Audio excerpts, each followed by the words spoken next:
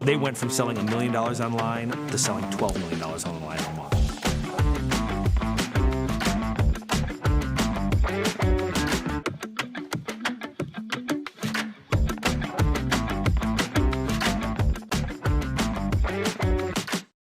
So, Andrew, you run not just a family business Sure. in transportation, but you've started a tech company. You're working on your second tech company. You have a family with 11 kids. Yes. How the heck do you do this? Well, first, thank you for having me, Ethan. Appreciate it. I always look to say, like, well, like when these questions are asked, right? Like, how do I do it, or how do we do it, right? Because it's really teams of people doing it. It's not just me. My wife. I mean, we have 11 kids, right? So my wife is a saint on her own, but just as like a general like cheerleader and encourager in terms of, you know, as a boss or a leader or whatever, right? You're always having to do things that, you know, you might not want to do, but you have to do, right? She's always just capable of giving me that little bit of extra encouragement. So her, and then these teams that we have, like, I don't even know how to explain the type of teams we have at each one of these organizations where they're continually like pushing me to want to be better because of what they want to participate inside of. So I want to know about you, and did you wake up one day and be like, I'm going to make massive businesses? Who I am is I really like to try to solve problems that I think will be helpful for people. And I always look at it like the money's going to follow. Like it's never about I want to get rich, therefore I'm going to solve this big problem.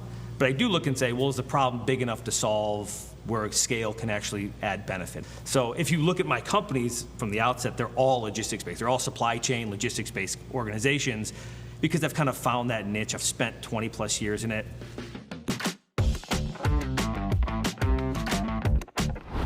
Okay, so your dad, Yes. right? He's a truck driver. Yes. But he starts business. Yes. So he had an entrepreneurial gumption from a different angle. Can you tell me about how that got started?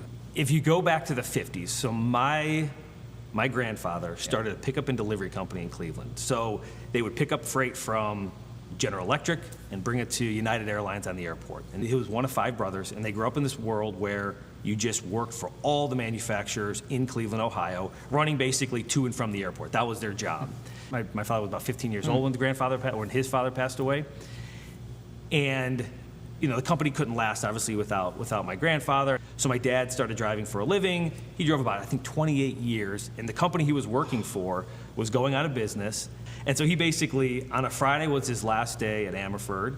And then he started on Monday with he bought a truck. They scraped together their savings. I think it was like $7,000. They scraped together their savings, bought a truck, and then Monday they started ARC Transportation, is where I'm the CEO is now, where I am the CEO now.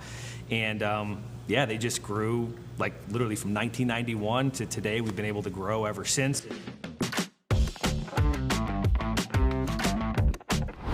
But then you started Vroot. So tell me about Vroot and how does that, because yeah.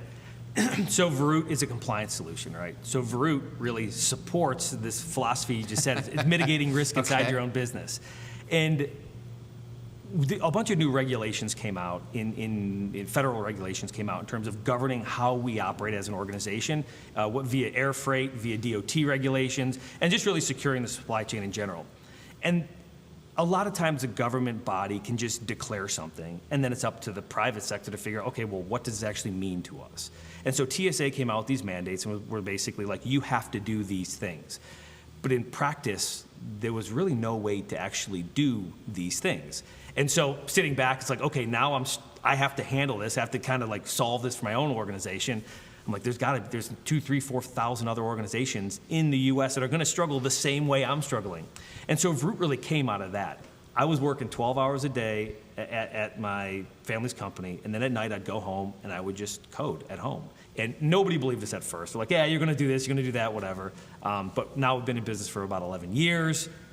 Everybody in the industry is on the platform, and it's a really success story, not just to our team and that sort of stuff, but it's really a success story for the industry because they've all committed to being part of this. It does sound tiring, though. It was exhausting. It does sound tiring, especially exhausting. 9 kids later. Like, Yes. sleep must be at a premium.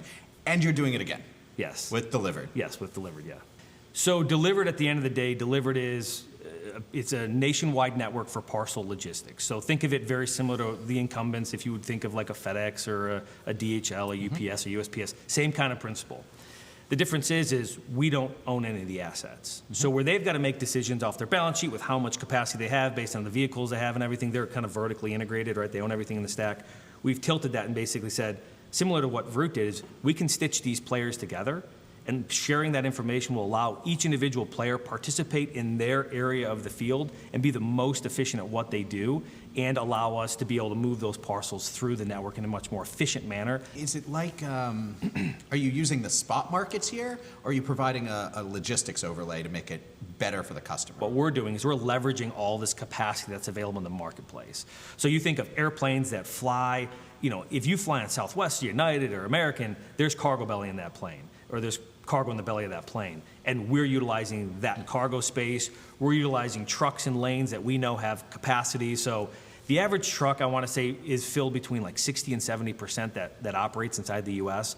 So that means we got 40 to 30% of unused capacity. So being able to peer in that capacity, pull it out, and then marry it with the parcels that are going in that direction, and do it in a timely manner, that's the magic of what Delivered is doing. So we're the technology that stitches that all together. And what happened through the 2 years of COVID was FedEx and UPS really made it hard for retailers and manufacturers to consider them an ally. They raised rates, they put people on pitch counts, they made it very challenging for them to participate as What's a pitch count? A volume count. Okay. Yeah, I call it a pitch count, but a volume count. Yeah. They made it very hard because they would say 5,000 packages a day, great. You have 7,000, sorry, we're not taking the 2. And so you as a shipper are going, well, that's revenue sitting on my dock that I need to get out. And that's actually how we were brought in. We had a couple customers that were shipping with these incumbents, and they basically came to us and said, hey, listen, they said they'll take 5 pallets, but we've got 12 pallets of parcels, and every single day we have 12 pallets of parcels additional. So they went from selling $1 million online a month to selling $12 million online a month. The COVID effect. COVID effect, right? So it created this massive need for capacity.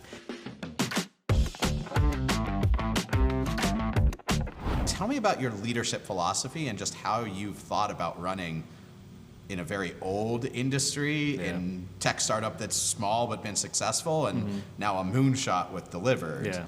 Well, the first step, right, is building a really good team, and that's defining what you're trying to solve, right? So really trying to define the basis of what we're trying to solve. So going back towards that first principle philosophy of being like, okay, let's not overcomplicate things. Let's try to go back to the very basics.